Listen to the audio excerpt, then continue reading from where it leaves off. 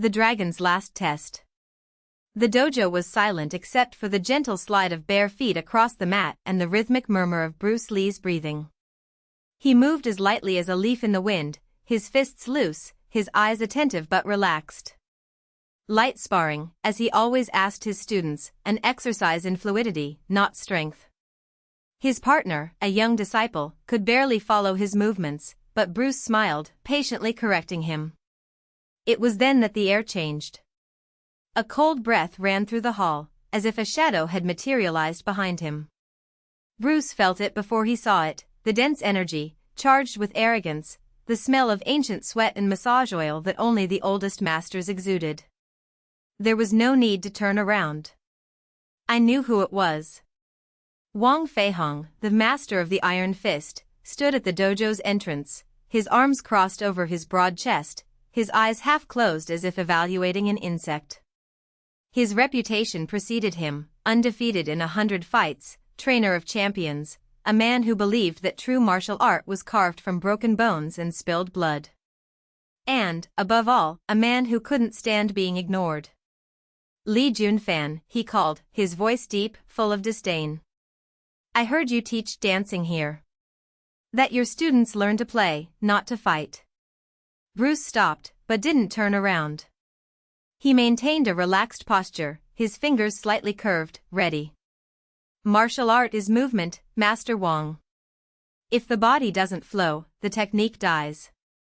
Wang snorted, as if he had heard a joke.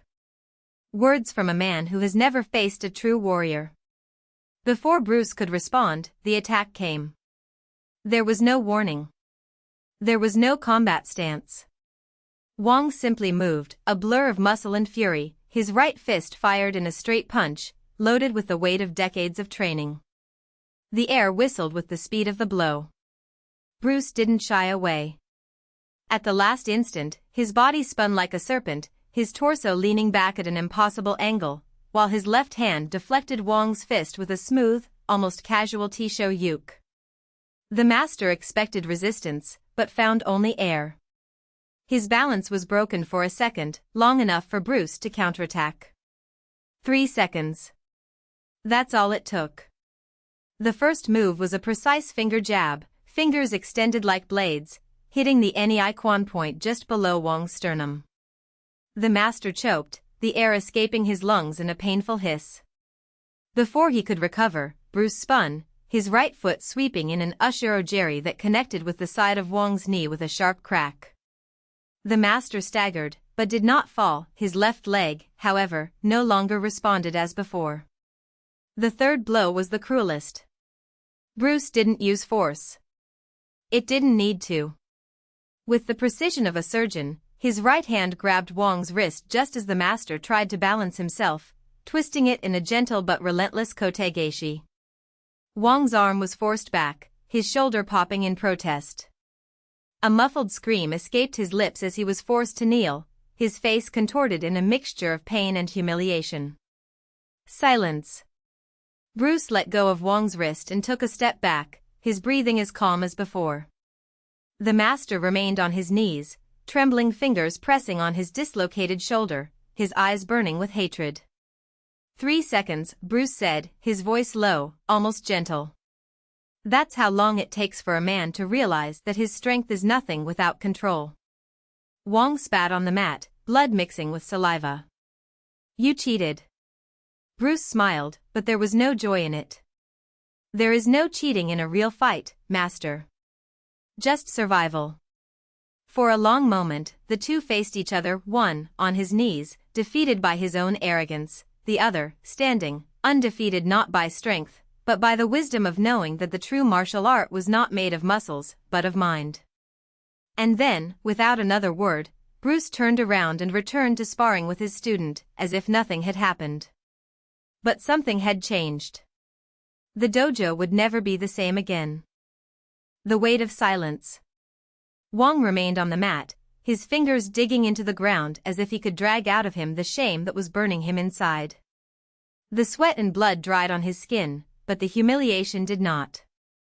Every breath was a reminder that, for the first time in decades, someone had bested him, not with a harder blow, but with a lesson he refused to learn. The surrounding students stopped training. Some looked away, embarrassed, others, younger ones, watched Wong with a mixture of fascination and fear. Bruce, oblivious to the weight of the moment, corrected his disciple's posture with the same calm as always, as if the world hadn't just split in half.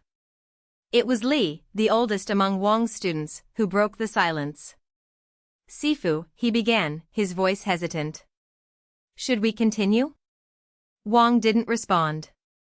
His eyes, once flaming, were now empty. He stood up slowly, his dislocated shoulder throbbing, and walked to the corner of the dojo where his robe was folded. He dressed her with precise movements, as if each gesture could erase what had just happened. "Close the dojo," he ordered, his voice hoarse. "It's over for today." The students exchanged glances, but no one dared to question. One by one, they left, leaving only Bruce, his student, and Wong in the large wooden hall. Bruce finally turned to him. "Master," he said, tilting his head slightly. "It was not my intention to dishonor you." Wong laughed, a dry, humorless sound. "Dishonor?" he repeated, turning around. "You didn't dishonor me, boy. You showed me what I should already know." He took a step forward, the pain in his shoulder forgotten. But a lesson is not learned just because it was given. It takes time. And his voice trailed off. "I don't have time anymore." Bruce frowned. "What are you talking about?" Wong didn't respond. Instead, he walked to the wall where his swords hung, two curved blades, forged from Damascus steel, gifts from a former rival turned ally. He unsheathed them in a single fluid movement, the sound of metal cutting through the air like a sigh. Sifu of Bruce took a step forward, but Wong raised his hand. "No," his voice was firm now. "You won today. But the real fight has not yet begun."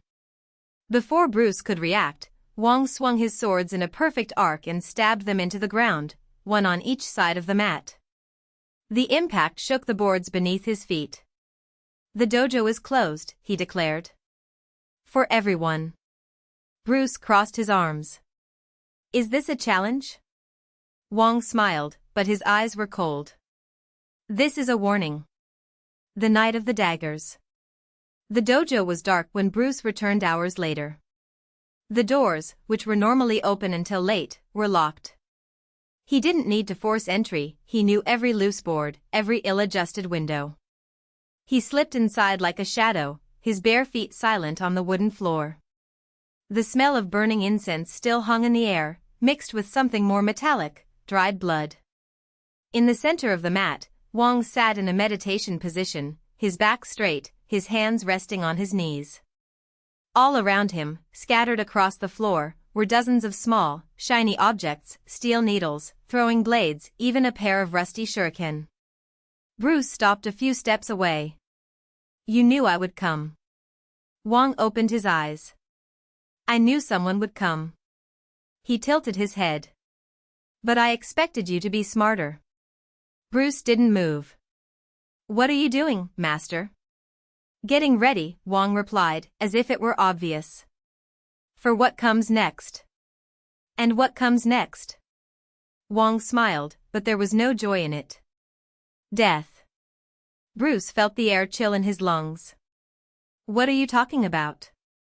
Wong stood up in one fluid motion, grabbing one of the throwing blades from the ground. He turned it between his fingers, testing the weight. 3 nights ago, a messenger came to me. A man I hadn't seen in 20 years. He offered me a deal, my life in exchange for yours. Bruce felt the blood pulse in his temples. "Who?"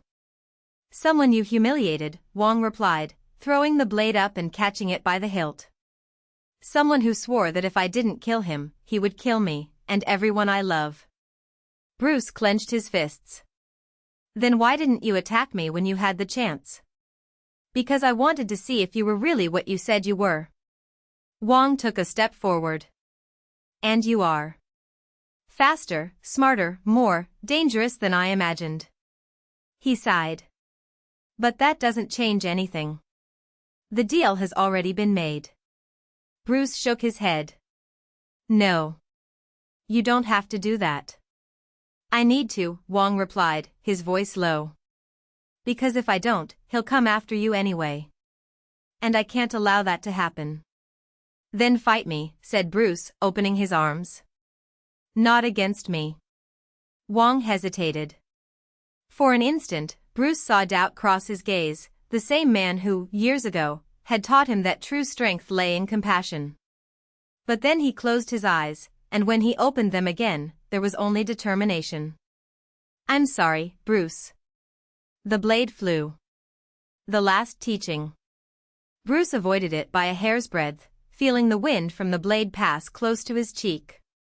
Wong was already on the move, pulling out another weapon from the ground, this time, a short dagger with a serrated blade. He attacked with the precision of a man who knew he had nothing left to lose. Bruce blocked the first blow with his forearm, feeling the cutting pain of the blade tearing his skin. Wong wasn't fighting to win, he was fighting to kill. Sifu, stop. Bruce shouted, backing away. That's not you. You don't know me, Wong growled, advancing again. Bruce dodged a roundhouse kick, but wasn't quick enough to avoid the punch that hit his ribs. He staggered, tasting blood in his mouth. Wong wasn't using any techniques that Bruce recognized, it was as if he had abandoned everything he had taught, replacing art with pure brutality. You're wrong, Bruce said, spitting blood. I know you better than you think. Wong paused for a second, the dagger hovering in the air. Then you know I won't stop. I know, Bruce replied, taking a deep breath. But I also know you don't want to do this. Wong laughed bitterly. Wanting has nothing to do with it.